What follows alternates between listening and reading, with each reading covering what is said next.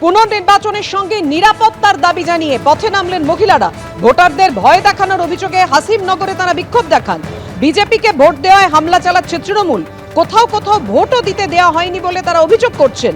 ভয়ে তৃণমূলকে ভোট দিয়েও রেহাই না পাওয়ার অভিযোগ। জাহাঙ্গীর খান ঘনিষ্ঠ তৃণমূল নেতার বিরুদ্ধে গ্রামবাসীরা বিক্ষোভ দেখান।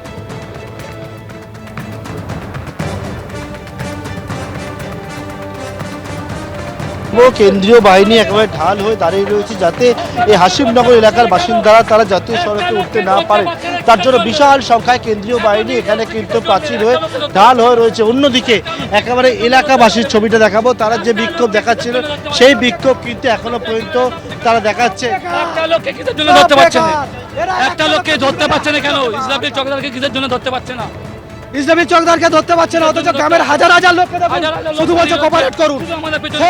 সেখান থেকে কোঅপারেট করে আসছে। এটা কিসের জন্য হচ্ছে? সিঙ্গাম হলে তো আরো ভালো। সিঙ্গামকে নিয়ে আসো, অজয় পাল শর্মাকে নিয়ে আসো, দেখো সব সমাধান হয়ে গেছে।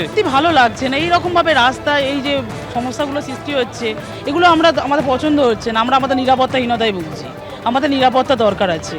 হলো আগেও হয়েছে, এবছরে বেশি হচ্ছে। এখনো গণনা তাও হয়নি, গণনা হয়নি তাতেও এই অবস্থা। গণনা হলে তাহলে কি হবে? গ্রামবাসীরা তারা যেহেতু প্রধান আমরা জানি, কিন্তু না বলে রোডে ঢুকে অত্যাচার করা সেটা তো ঠিক নয়। গতকাল করেছে, আরো আগে ভোটের দিনেও একটু কালকে তো আপনারা রাস্তায় নেমেছিলেন, অবরোধ করেছে, আবার গতকাল সকালবেলাই করেছে তো।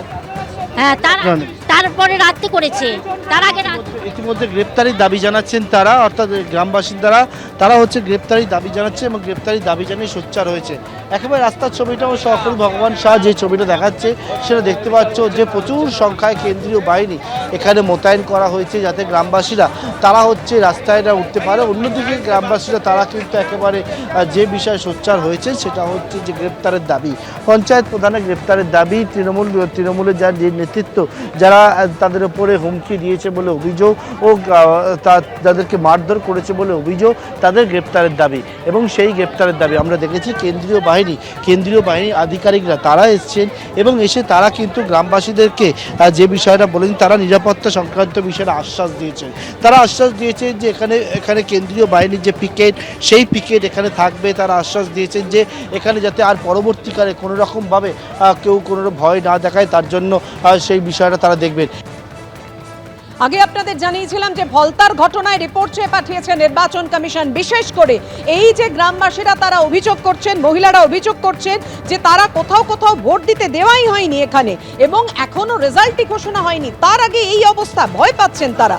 এবিপি আনন্দ, এগিয়ে থাকে, এগিয়ে রাখে।